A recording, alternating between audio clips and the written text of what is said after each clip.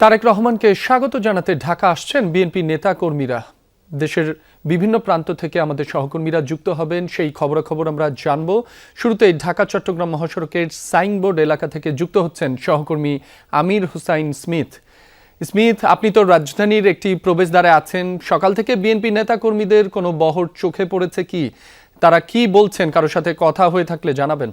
রাব্বি, আপনি ঠিকই বলেছেন যে নারায়ণগঞ্জ থেকে তারেক রহমানকে স্বাগত জানাতে লক্ষাধিক লোকেরও বেশি জমায়েত কিন্তু 300 ফিটে তারা করবেন, এমনটাই আমাদেরকে জানিয়েছেন বিএনপি নেতা কর্মীরা। সেই হিসাবে কিন্তু মহাসড়কের যানবাহন অনেক বেশি যানবাহনের চাপ আমরা লক্ষ্য করছি। অর্থাৎ দলীয় নেতাকর্মীরা, বিশেষ করে ঢাকার বাইরে যে সমস্ত নেতাকর্মীরা আছেন, তারা কিন্তু দলে দলে আসছেন, গাড়ি ভরে ভরে যাচ্ছেন। আমি কিছুক্ষণ আগেও বেশ কয়েকটি গাড়িতে দেখেছি যে দলীয় নেতাকর্মীরা কিন্তু স্লোগান দিতে দিতে যাচ্ছেন। আপনি জানেন যে 300 ফিট হচ্ছে নারায়ণগঞ্জের পাশে এবং নারায়ণগঞ্জে পড়েছে সেই জায়গাটি।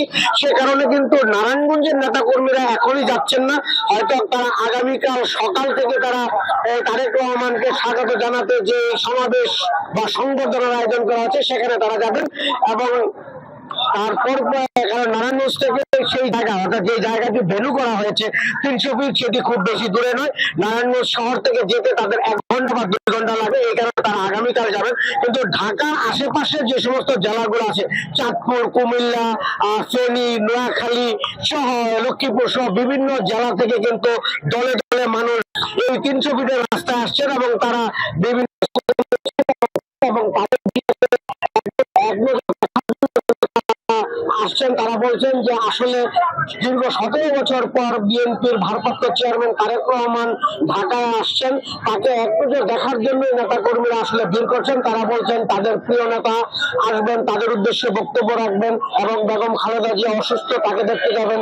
এই যে সময়টা, এই সময়টা তারা ইতিহাস সৃষ্টি করে বাংলাদেশের ইতিহাসের সবচেয়ে বড় জনসভা এবং জন্মায়ত করার প্রত্যয় নিয়ে কিন্তু তারা যোগ দিচ্ছেন।